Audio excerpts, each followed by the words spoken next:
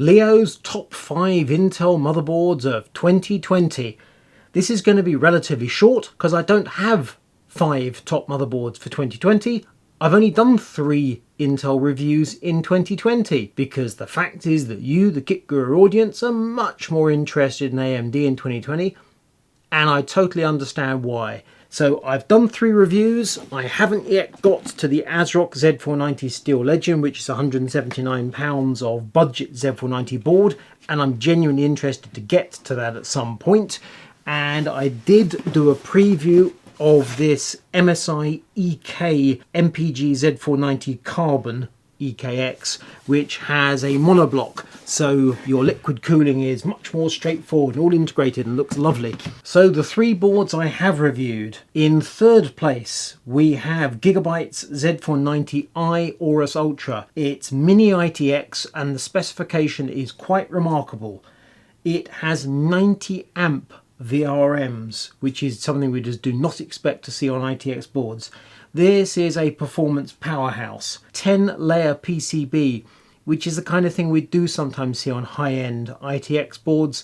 It allows the signals to be routed without crosstalk.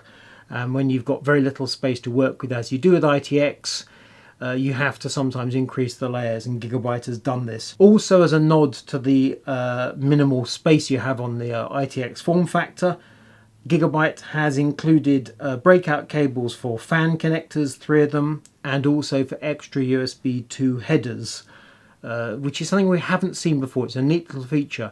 If you don't feel the need to use those headers, then you can simply forget about the breakout cables. In our testing, the Z490i Aorus Ultra did very well. Performance was good.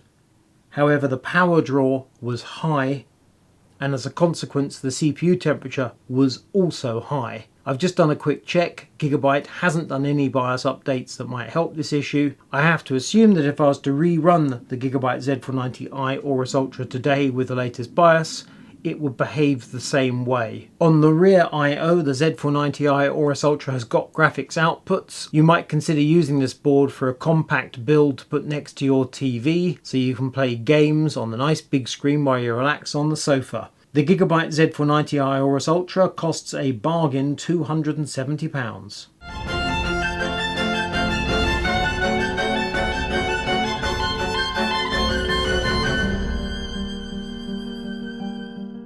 In second place we have the £300 MSI Meg Z490 Ace. I used the MSI when I did my launch review of Intel 10th Gen Comet Lake S, and it did an absolutely sterling job.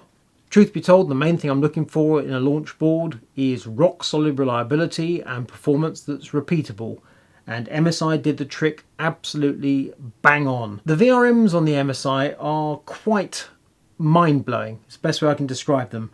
Hardware's by Intersil.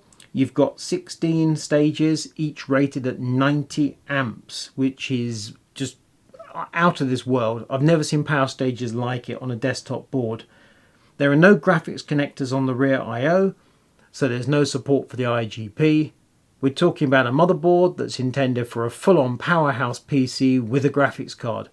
I don't think that comes as much of a surprise to you, but there is an IGP in most Intel processors. This board does not support the IGP.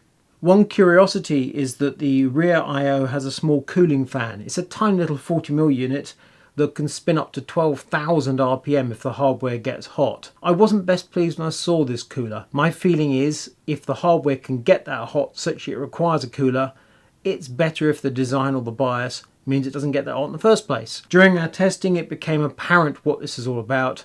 MSI essentially removes the brakes from the Intel processor.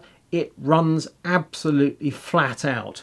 Performance is good, and this was an easy board to overclock. We could run all cores at 5.2 GHz with no difficulty whatsoever, where other boards would stop at 5.1 GHz. Whether that matters is a different story, but the MSI Meg Z490 Ace is certainly a performance powerhouse and a good platform for overclockers too. At the top of the tree, and you might need to sit down when you hear this, is the more than £400 of Asus ROG Maximus 12 Hero Wi-Fi. High price, long model name. This board is a significant update from the Maximus 11, which was a Z390 motherboard.